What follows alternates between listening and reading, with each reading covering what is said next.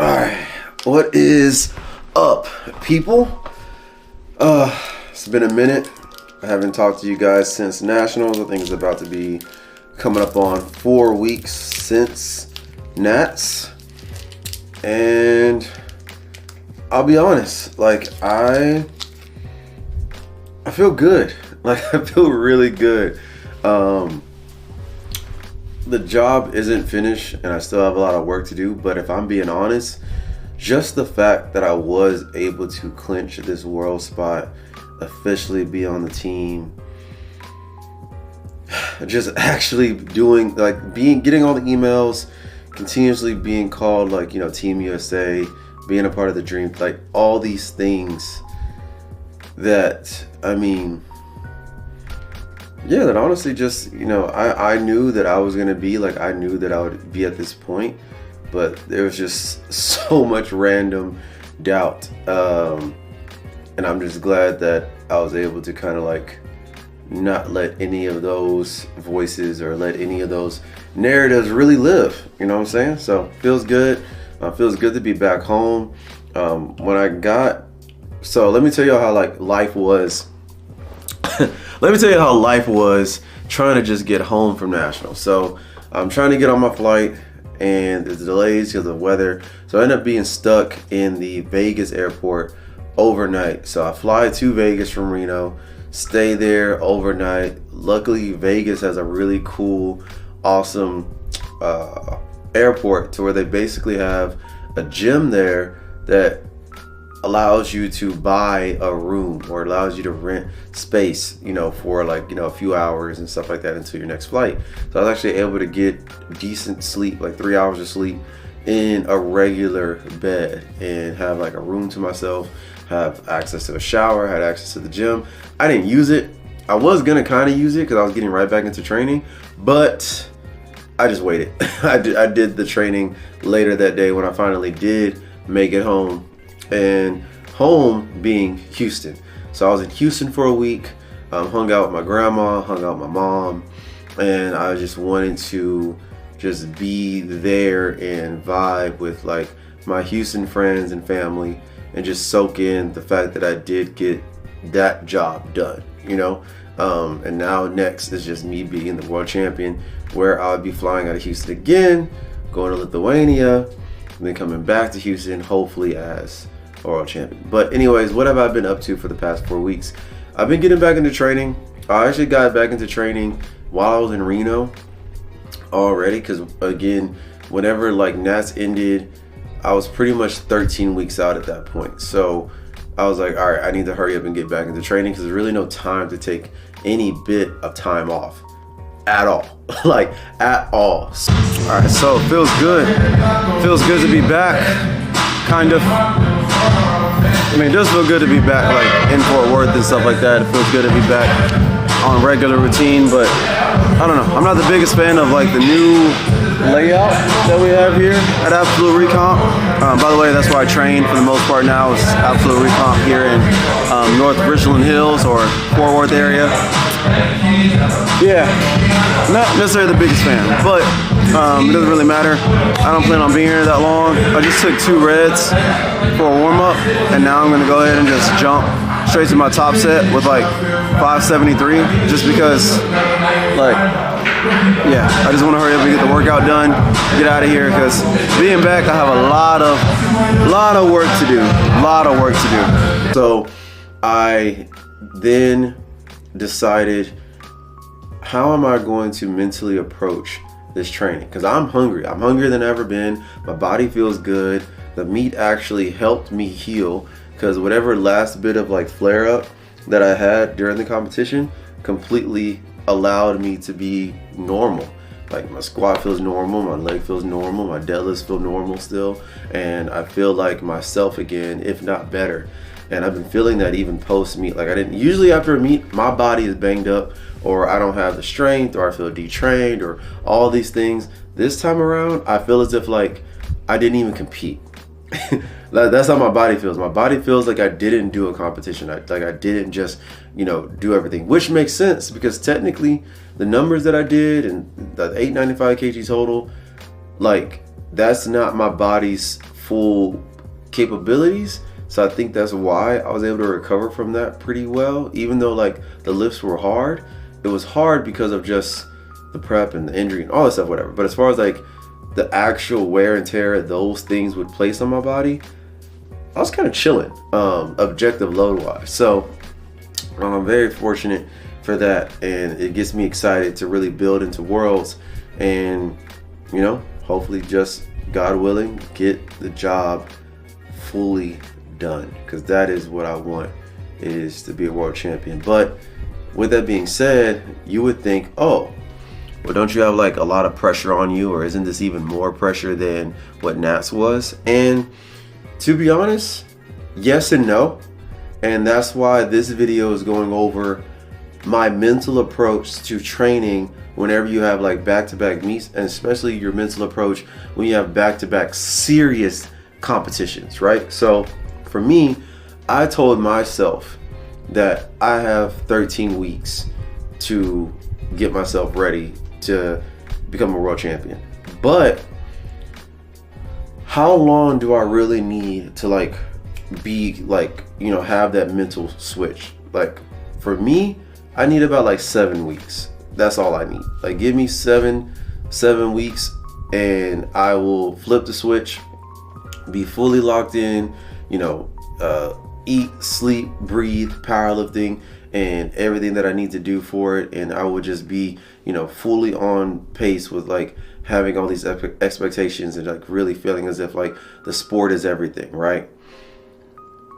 The other weeks, I don't really need all that, because if I go longer than 7 weeks, that's whenever it becomes, one, not fun, two, it becomes this thing to where my life is powerlifting, and then your days are all, like your good or bad days are now all based upon if you have a good session or not, if you feel like you're progressing or not, if you feel like you're doing everything and on the right path to, you know, hit what you feel like you should be able to hit come Worlds, or, you know, come the big meet or whatever. Whoa, pause. No diddy.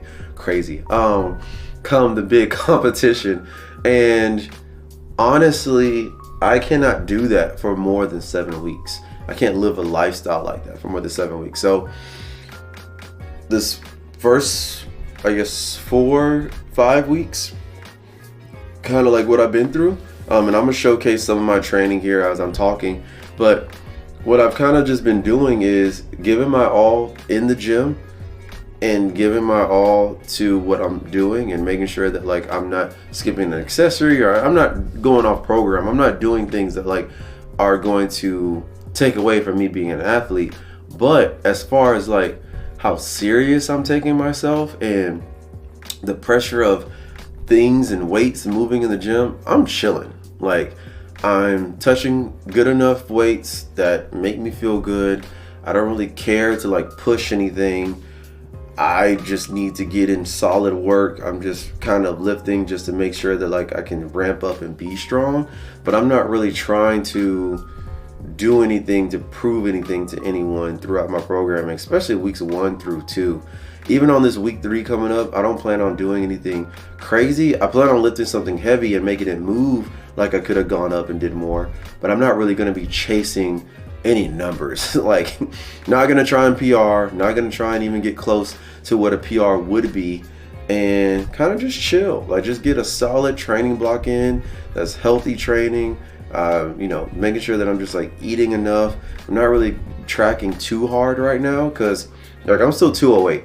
It's been a month since that, and I'm still 208, and that's with like loosely tracking, eating kind of whatever I want, and just still being smart with my food selections and stuff like that. But ultimately, my body likes sitting around 205 to 208. Like, that's kind of where I am. So in order for me to like get down to 205, it would take literally 2 weeks of being locked into like my macros, and I'd probably be right there. So I'm kind of relaxing when it comes to that, and just letting myself have fun, like, you know, doing other things, investing into other aspects now that nationals is over, like investing into myself a bit more, and having a plan for where I'm taking powerlifting for the year, right? And also just, you know, working now I never really took a break from my clients, but now like the competitions that my clients have, I'm like fully focused on those. As far as like their competition, studying game plan, scouting, stuff like that, and trying to get prepared for CNATs, getting prepared for PLA Junior Nats, and then getting prepared for all the meets that I have my clients doing throughout now into the summertime, and et cetera, et cetera. So that's really like a bigger focus for me right now, is just getting all those other things taken care of and not taking myself as serious as an athlete and just having fun. Because like at the end of the day, there's nothing that I could do right now and turn on the seriousness that's really going to help me out if I fizzle out by 3 weeks out, if I'm burnt out by 3 weeks out. Like, what's the point? I want to have momentum and that drive and that gear going into Worlds. I don't want to fizzle out before then. I want to have the flame. I want to be fired up. And if I were to carry that weight with me right now after such a big accomplishment and already having the weight being carried going into nationals, I wouldn't last. I wouldn't make it. So hopefully that helps you guys. Like, I don't know if you guys ever have to do back-to-back meets, or if you want to do a meet that's like a redemption meet, or if you have like the steps that you're going through to where you do a competition and then because you did that one, now you progress to this bigger competition and it's like 10 weeks away or 12 weeks away or something like that. A thing that you're going to want to do is make sure mentally you're not solely invested into these high expectations of yourself 24/7, because that's going to lead to just burnout, fatigue unnecessarily because of the stress, and it's just going to lead to a lot of life complications. And mind you, there's sacrifices in this sport that need to happen, right? Like, that is normal. Sacrifices are normal. But whenever it becomes to where you're sacrificing and it's actually hurting you, those aren't sacrifices anymore. That's just you, in a toxic sense, destroying yourself and saying that it's for your betterment. But honestly, this is because you don't know how to handle the pressure of the world or the pressures that you place upon yourself. So I would suggest that you manage that. And the managing of that is what helps athletes become great. It's what takes someone who's a good athlete, a good powerlifter, and then makes them elite, and then also makes them a champion. It also separates the elites from champions, because there's a lot of elite lifters who put up amazing numbers but cannot compete and cannot get the accolades. Just is what it is. With that being said, I'm having a lot more fun. I'm doing my accessories with a real bodybuilding mindset, and it's been cool. Like, I'm seeing my body just feel really good, and I'm just want to get way more jacked going into Worlds, especially sitting at this body weight. I believe that I could just get so much more out of myself now that I'm fully healthy and I can push all my accessories again. It's gonna be nice. It's gonna be real nice. But yeah, I think that's really it for this video, to be honest. I kind of just wanted to get here, sit, talk to you guys, kind of show you guys some of my training, kind of like what I've been doing for the past 3 to 4 weeks, and just be able to kind of give you guys that insight on like what I'm going through right now and what I'm preparing for and how I'm dealing with going from nationals and then having to prepare for Worlds and my mental approach to it all. So again, thank you guys for supporting me. Thank you guys for watching. Also, shout out to Silent Worker for these French candies. I've been holding this in my hand this literally the whole video because I've been talking. But they sent me like a whole package. Awesome clothes. I don't know if you see, this is their logo here. Everything is fire. I have a unpackaging video on my IG. If you don't follow me on Instagram yet, the Instagram handle is bless or blessed, and it's with 2 L's, so it's BLLESSEDT. And the T is really there mostly to kind of resemble a cross, or to allow you to say it like blessed. And also shout out to my sponsors, because I feel like I never really been in the whole social media like influencer type game. Like, but my whole thoughts on that entire framework in my mind has been shifted. So shout out to 110%, shout out to Kevin Papa. My code is blessed, and very thankful to be a part of that team. I love everything that he's built up with that brand. It's one of the only truly third-party tested, 100% just, you know, pre's that you could just trust and know that you're not going to get popped, which is very important for us in this drug tested world. And shout out to my shoe sponsor, White Toe Lifting Company. I switched to them during my redemption meet at Carolina Prime Time, wore them from my 821, and haven't looked back since. Like those, and it's funny enough, I'm actually wearing the same slippers still that I pulled my 821 in, and the quality has held up. I don't slip inside my shoe. I don't, roll over the side of the shoe, and it just feels good. My foot placement is just really great in those, and it's snug to my foot how I like it, and really do enjoy working with those guys. So yeah. And also, I mean, I kind of can say it. I mean, all you guys can probably guess it, but technically I haven't got the contract yet in my email. Yeah, I'll save it for next video. Because by then, for sure, I'll have the contract signed, and then I can say it, and then I'll probably like talk about that. But yeah, shout out to all my sponsors. Shout out to you guys. Shout out to this, for the support. Shout out to the people who still hate. I love that too, because I'm like really petty, but in a fun sense. Like, it doesn't really get to me. The only thing that gets to me really is when people in real life are two-faced, or they say something slick that you just didn't expect because of the character that they showed you at first. But like, as far as like people on the internet, I don't really care about y'all. But I think it's funny, and I think it's cool when y'all do hate, because all I do is just like collect it, and then all the accolades that I get from that point, I just reference it, and then it just makes really cool videos that I could use from my meet recaps. But yeah, well, like I said, thank you guys. Hope that you have a blessed one. Hope that y'all are good. And again, if you like my YouTube channel, if you support me, if you want to see more of these things, please like, comment, share, and subscribe. And until next time, stay blessed.